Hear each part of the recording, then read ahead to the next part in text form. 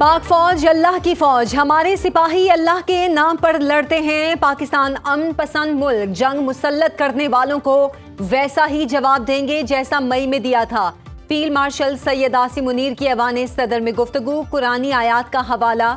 कहा, भारत ने जंग मुसल्लत की तो पाकिस्तानी सिपाही अल्लाह की राह में निकले, जिसमें अल्लाह ताला ने उन्हें सुरखरू किया।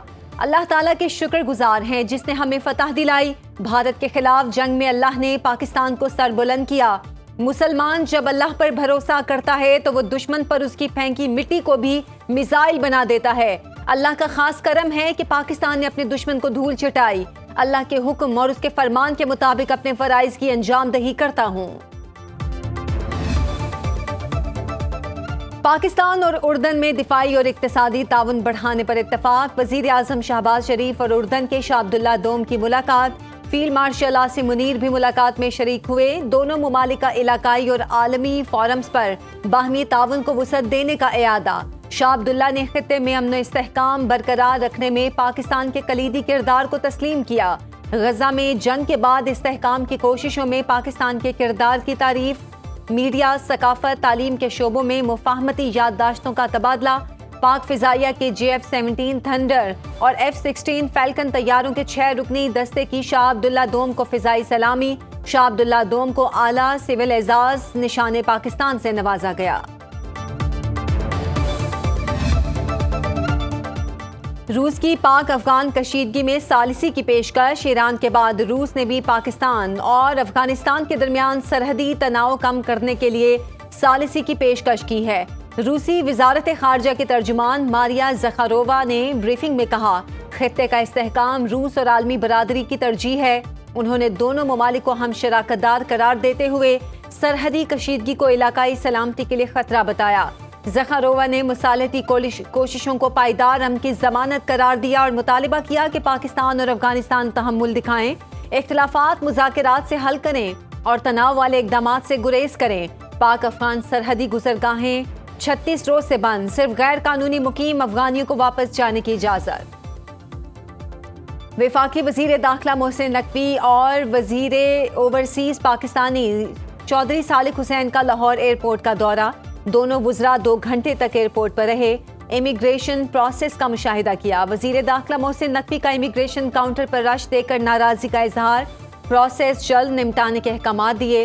वफाकी वजीर सालिक हुसैन ने सफरी दस्तावेजात पर प्रोटेक्टर स्टिकर्स चेक किए। ड्राइवर की मुलाजमत के लिए बैरून मुल्क जाने वाले नौजवान को ड्राइविंग लाइसेंस न होने पर सफर से रोक दिया गया। वफाकी वजीर सालिक हुसैन का इजहार बरहमी इंक्वायरी का हुक्म। FIA एहलकार की मुबैना मिली भगत से बैरून मुल्क जाने वाले मुसाफिर को इमिग्रेशन अमले ने काउंटर पर रोक लिया। वजीर दाखिला मोहसिन नकवी ने दोनों नौजवानों को रोकने वाले इमिग्रेशन एहलकारों को इनाम दिया। PTI को बरतानवी जरीदे के खिलाफ एक्शन लेना चाहिए। बैरिस्टर गौहर अदालत नहीं जाते तो मैं जाऊंगा। वजीर दिफा ख्वाजा आसिफ कहते हैं, तहरीक इंसाफ को बरतानिया में केस करना चाहिए। द इकोनॉमिस्ट दुनिया का मुस्तनद जरीदा है, गलत खबर नहीं देता। बुशरा बीबी फैज हमीद के लिए काम करती रहीं। ताकत के लिए एक खातून को लॉन्च किया गया। मंसूबे के तहत 4 साल लूटमार की गई।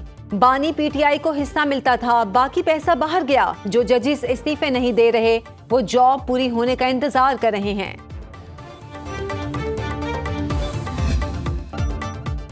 बानी PTI ने इक्तदार के लिए सियासत के बजाय तवहम परस्ती का सहारा लिया। बरतानवी जरीदे द इकोनॉमिस्ट की खुसूसी रिपोर्ट। बुशरा बीबी से शादी ने बानी तहरीक इंसाफ की जाती जिंदगी और अंदाजे हुक्मरानी पर सवालात खड़े किए। बानी PTI की फैसला साजी पर रूहानी मुशावरत की शिकायत पैदा हुई। बुशरा बीबी ने रूहानी इल्म से बताया, शादी हो जाए तो बानी वजीर आजम बन जाएंगे। पीरनी ने बानी की जाती जिंदगी और सियासत पर अमलियात का रंग चढ़ाया। बुशरा बीबी की करप्शन सामने लाने पर बानी ने उस वक्त के DG ISI को ओहदे से हटाया। हसास इदारों के अफराद बुशरा बीबी तक रिपोर्ट्स पहुंचाते। बुशरा बीबी ये मालूमात बानी के सामने रूहानी बसीरत के तौर पर पेश करती। पेश गोइयां दुरुस्त साबित होने पर बानी तहरीक इंसाफ का अपनी अहलिया की रूहानियत पर यकीन मजीद पक्का हो जाता। बुशरा बीबी की जो रूहानी बसीरत का जो लबादा उन्होंने ओढ़ा हुआ था और खान साहब को जिस तरह से उन्होंने इस चीज के जरिए लर्न करने की कोशिश की और कोशिश क्या की, बल्कि कोशिश में कामयाबी उनको काफी हद तक हासिल हुई, लेकिन उसके बाद मुल्क का जो हाल हुआ वो आप सबके सामने है। बुशरा बीबी के आने के बाद घर में अजीब रसूमात शुरू हुई। बानी पीटीआई के ड्राइवर और घर के साबिक मुलाजमीन का दावा। बरतानवी जरीदे की रिपोर्ट की मुश्तरका मुस्तनिफा बुशरा तस्कीन के मुताबिक बानी तहरीक इंसाफ के सर के गिर्द कच्चा गोश्त घुमाया जाता, लाल मिर्चें जलाई जाती, रोजाना काले बकरे और मुर्गियों के सर कब्रिस्तान में फेंकवाए जाते, कभी कभार जिंदा काले बकरे मंगवाए जाते। कसाई ने भी ऑर्डर्स की तस्दीक की। बुशरा बीबी की इजाजत के बगैर वजीर आजम का तैयारा उड़ान नहीं भरता था। बुशरा बीबी के हुक्म पर देरीना और वफादार साथियों को फारिग किया गया। चीनी की डबल सेंचुरी, महंगाई ने आवाम से मिठास छीन ली। कोयटा में चीनी 220 और पेशावर में 210 रुपए किलो तक जा पहुंची। कराची में चीनी 195 रुपए किलो फरोख्त। लाहौर समेत पंजाब के कई शहरों में चीनी 200 रुपए किलो तक जा पहुंची। फैसलाबाद में 190 और मुल्तान में 188 रुपए किलो फरोख्त। पंजाब में क्रशिंग ना करने वाली शुगर मिल्स के खिलाफ कार्रवाई का फैसला। कैंट कमिश्नर का कहना है पंजाब की 27 शुगर मिल्स ने क्रशिंग शुरू कर दी, बाकी 14 मिल्स को आज चेक करके कार्रवाई शुरू करेंगे।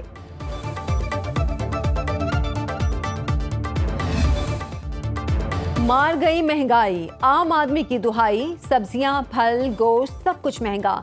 लाहौर में आलू 130, प्याज 180, लहसुन 500 रुपए किलो हो गया। अदरक 600, टमाटर 180 और सब्ज मिर्च 200 रुपए किलो बिकने लगी। मटर 380, टिंडे 270, भिंडी 160 और कद्दू 120 रुपए किलो फरोख्त। लाहौर और फैसलाबाद में ब्रायलर गोश्त की कीमत 600 रुपए किलो तक जा पहुंची। अंडों की कीमत 344 रुपए फी दर्जन हो गई।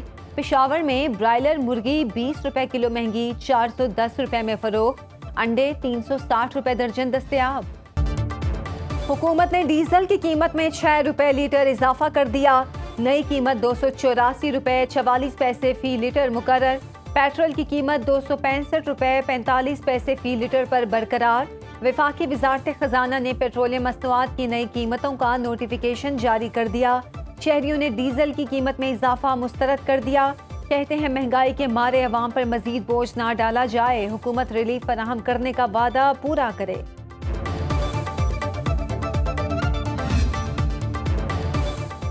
हुकूमत चाहती है महंगाई कम की जाए, लेकिन IMF ने इजाजत नहीं दी। वजीर आजम के मुशीर राना सनाउल्लाह ने कहा महंगाई और गुर्बत से आम आदमी गुस्से में है। ये महंगाई हमारी लाई हुई नहीं। नफरत, बुग़्ज़ और कीने की सियासत ने मुल्क को कुछ नहीं दिया। जो दूसरे के लिए गड़ा खोता है वो खुद उसमें गिरता है।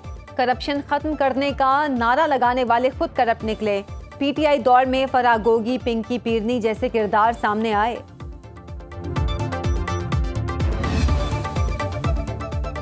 हैदराबाद पटाखा फैक्ट्री आतिशज़दगी में अमवात की तादाद 7 हो गई। 2 जख्मी तशवीशनाक हालत में कराची मुंतकिल। 4 सिविल अस्पताल हैदराबाद में ज़ेर इलाज। वाक़े की FIR दर्ज। पटाखा फैक्ट्री का मालिक असद खान और उसके पार्टनर्स राशिद खान, दिलशाद खान, अरशद और शकील नामजद। मुल्जिमान की गिरफ्तारी के लिए छापे। इंतजामिया का पटाखों के गैर कानूनी गोदामों और फैक्ट्रियों के खिलाफ क्रैक डाउन का फैसला। तहरीक इंसाफ सिर्फ वहां इलेक्शन लड़ना चाहती है जहां उसकी हुकूमत हो। पंजाब में ज़िमनी इलेक्शन नाजायज तो KP में कैसे जायज हैं? वजीर मुमलिकत दाखिला तलाल चौधरी की न्यूज़ कॉन्फ्रेंस। कहा पंजाब में बुजदार लगाएंगे तो अवाम का रद्द अमल भी वैसा ही होगा। फैसलाबाद में नून लीग ज़िमनी इंतखाबात बाआसानी जीतेगी। सुहेल आफरीदी अपने ओहदे और आइन के मुताबिक काम करें तो कोई एतराज़ नहीं।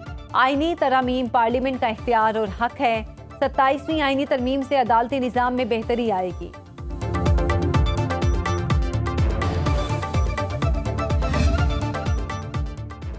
वज़ीर आला खैबर पख्तूनख्वा सुहेल आफरीदी कहते हैं वफाक अपनी जिम्मेदारी निभाए, खैबर पख्तूनख्वा के साथ सौतेली माँ का सलूक बंद करे। दहशतगर्दी के खिलाफ जंग में सबसे ज़्यादा कुर्बानियाँ खैबर पख्तूनख्वा के अवाम ने दी हैं। नेट हाइडल प्रॉफिट में हमारे 2200 अरब रुपए बकाया है। 700 अरब रुपए हमारे कबायली अजला के बनते हैं, जिनमें से 500 अरब अब भी बकाया है। सुहेल आफरीदी ने कहा, एनएफसी का हमारा शेयर 19.4% बनता है, लेकिन हमें कम हिस्सा दिया गया।